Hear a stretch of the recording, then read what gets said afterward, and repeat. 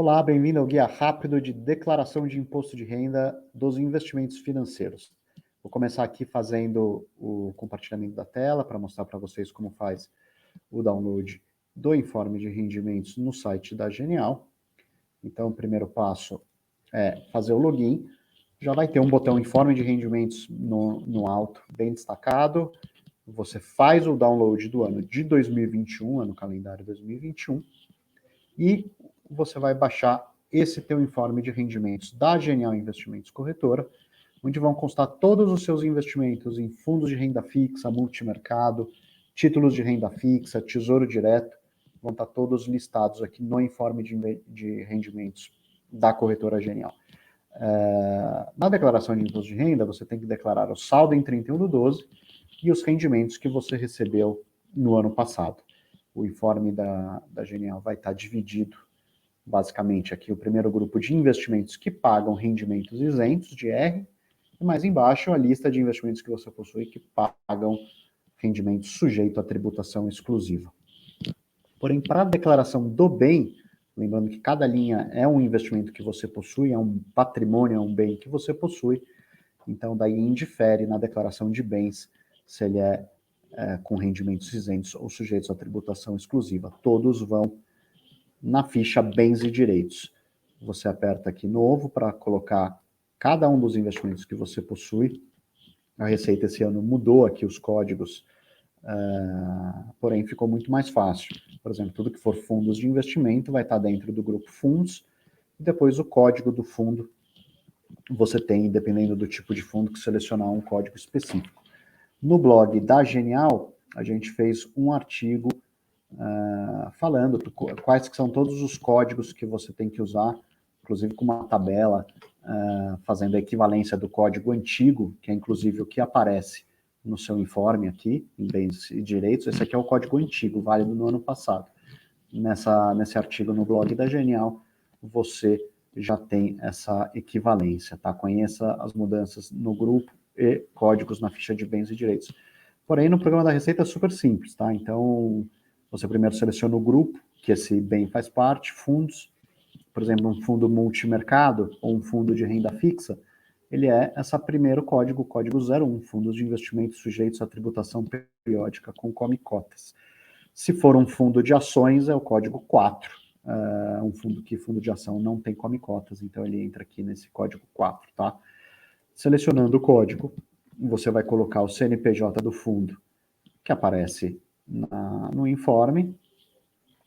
Aqui você pode fazer a descrição, fundo de investimento, colocar o nome do fundo, quantidade de cotas, mas o mais importante é o saldo em 31/12 de 2020, que já vai vir importado do ano passado, e o saldo em 2021, que você coloca de acordo com o que aparece no seu informe de rendimentos, tá? Existe uma dúvida muito, muito comum dos investidores, que com relação a este saldo que aparece no informe em 31/12 de 2021, que muitas vezes não bate com o saldo que o cliente viu no extrato dele lá no final do ano, ele entrou, viu o saldo dele, e no informe está diferente. Então é importante lembrar que para a Receita, o que importa para eles não é o seu saldo efetivo em 31/12. Cada investimento tem um tratamento específico. Por exemplo, LCA, está mostrando aqui 21 mil em 31/12 de 2021, foi simplesmente a soma de todos os aportes em LCA, tá? Sem a valorização. Então, para títulos de renda fixa ou fundos sem come-cota, você sempre vai ver no informe a soma de todas as suas aplicações e não o valor valorizado, tá? Para fundos que têm come-cotas, como é o caso de fundos multimercado, daí neste caso, toda a data de come-cotas, que é final de maio, final de novembro, a Receita vai usar no seu informe o saldo que você possuía nesses fundos na data da última cobrança de come-cotas. Então, se seu fundo teve cobrança de come-cotas em novembro, ele vai mostrar o saldo que você tinha em 30 de novembro. Se o último recolhimento de come-cotas foi em maio, ele vai mostrar em 31/12 o teu saldo em maio. Mas o importante é você seguir o que está no informe. Tá? Isso é só para explicar o porquê que o saldo que você vê aqui muitas vezes não bate com o saldo que você tinha no seu extrato na corretora em 31/12. Tá legal? Feito isso, O próximo passo é declarar na Receita os rendimentos que você recebeu. Se foi um rendimento isento, você vem na ficha de rendimentos isentos e não tributáveis. Então, você vai selecionar se foi, por exemplo, um rendimento de uma LCA, você tem aqui, ou um rendimento de um CRA, você já tem o código, no caso dos rendimentos, não mudou o código. Então, você pode selecionar aqui, por exemplo, número 12, rendimentos de caderneta de poupança, letras de crédito do agronegócio. Você coloca CNPJ e nome da corretora, tá? Então, no caso dos rendimentos, você não precisa especificar cada banco emissor de LCA que você possui, basta usar aqui, ó, a identificação da fonte pagadora, Genial Investimentos e o CNPJ da Genial. Então, você vai informar aqui o rendimento que você teve numa determinada LCA e colocar a fonte pagadora, a Genial. Tá legal? Você pode ter também no seu informe os créditos em trânsito, que basicamente, no caso da Genial Investimento Corretora de Valores, como a Genial não é um banco, o teu créditos em trânsito pode estar constando o teu saldo em conta Sinacor, na conta corretora que você possuía. Então, esse saldo crédito em trânsito nada mais é do que um saldo que você tinha no seu conta parado na sua conta da corretora. Tá?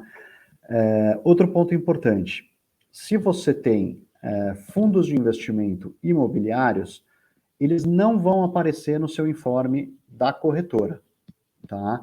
No informe da corretora, aparecem somente, como eu mencionei, renda fixa, fundos de renda fixa, fundos multimercado, fundos de ações. Porém, se você tiver fundos imobiliários, ações ou ETFs, tudo que forem investimentos em bolsa, eles não aparecem no informe da corretora.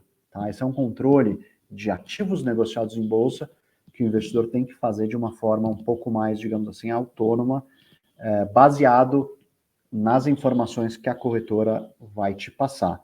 Então, o primeiro passo para quem tem outros investimentos além destes que aparecem no informe, ou seja, os investimentos em bolsa, é ir no site da Genial e fazer o download dos informes complementares.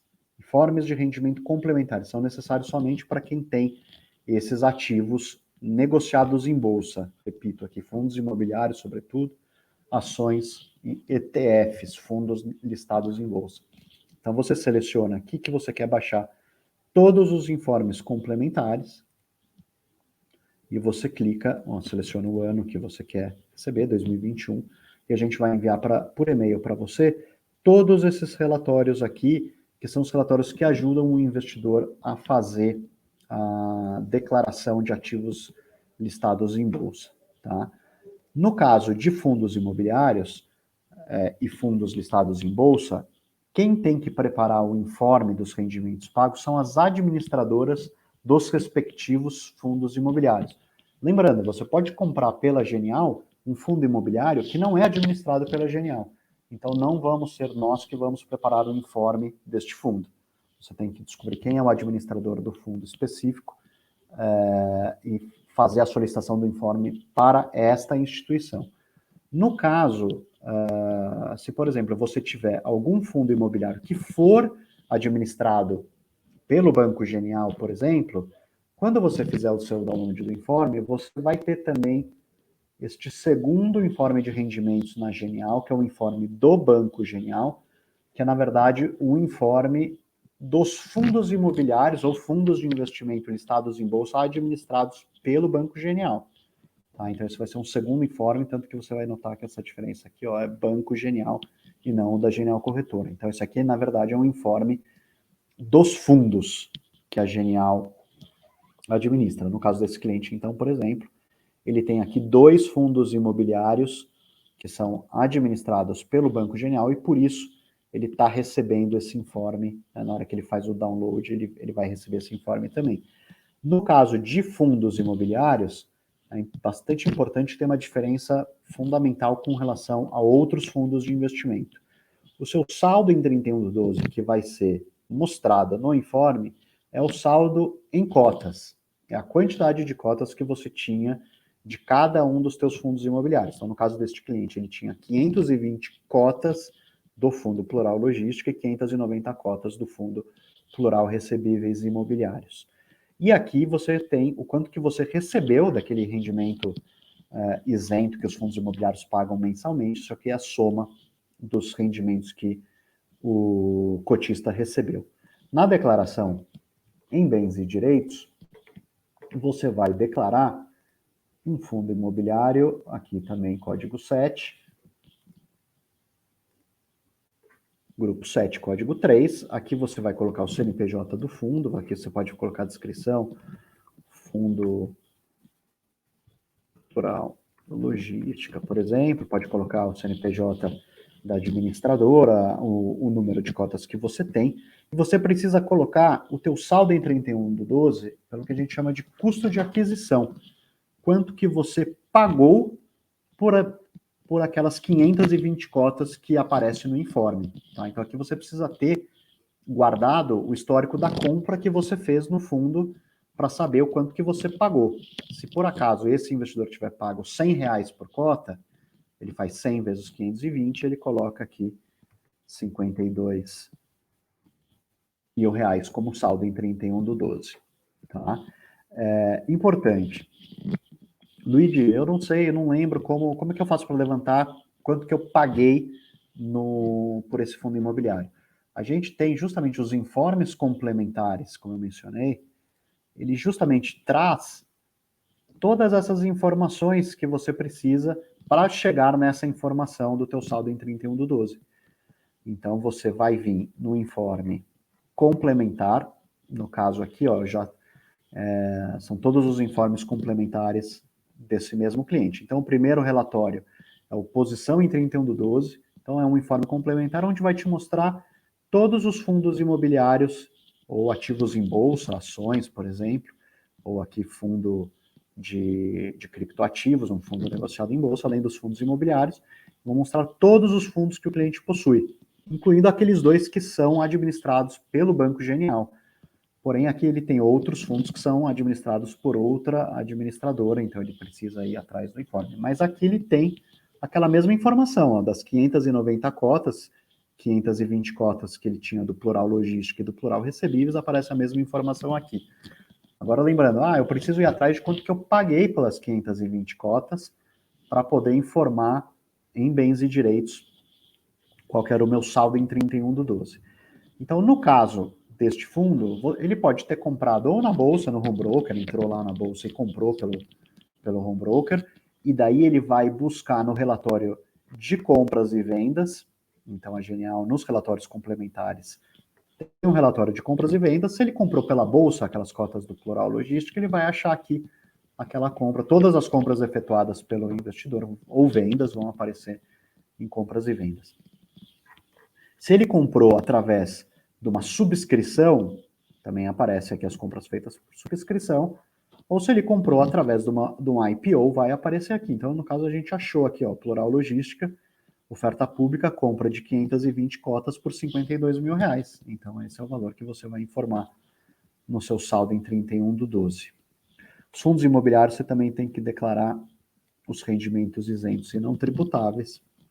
Então, você coloca aqui novo, código outros, você coloca aqui a fonte pagadora, no caso é a administradora do fundo imobiliário, então Banco Genial, CNPJ do Banco Genial, e aqui o valor, naquele informe aparecia lá, aqui plural logística pagou R$3.330 reais, você vai colocar o valor que você recebeu, tá? Lembrando que nos informes complementares também a gente tem o relatório de proventos pagos. Então, também é uma outra forma de você conseguir essa informação de quanto que você recebeu de rendimento de aluguel em 2021 de um determinado fundo, que você, por exemplo, não tem um informe em mãos, mas se você somar aqui, por exemplo, fundo REC R11, no mês de janeiro pagou 991, se você somar os rendimentos pagos em todos os meses, você tem o rendimento que o fundo pagou em 2021. Tá legal? Então, isso mata todas as informações que você tem que preencher em bens e direitos, e rendimentos isentos ou sujeitos à tributação, a depender do investimento que você possui. Para finalizar, se você fez uma venda de fundo imobiliário, ou ações, ou fundos negociados em bolsa, você também tem que declarar se você teve lucro ou prejuízo na informação. Então, nessa aqui aba, por exemplo, operações em fundos imobiliários. Então, vamos retomar aqui. Se você vende um fundo imobiliário, o recolhimento do imposto sobre o lucro é de responsabilidade sua. Você, como investidor, tem que apurar se você teve um ganho ou prejuízo naquela operação e você tem que lançar esse resultado nesta ficha. Lembrando que se você teve lucro no ano passado em alguma operação, você teria que ter recolhido o imposto e pago no mês subsequente à venda que você fez. Então, você tem nos informes complementares que a Genial te informou todas as operações de compra e venda que você fez.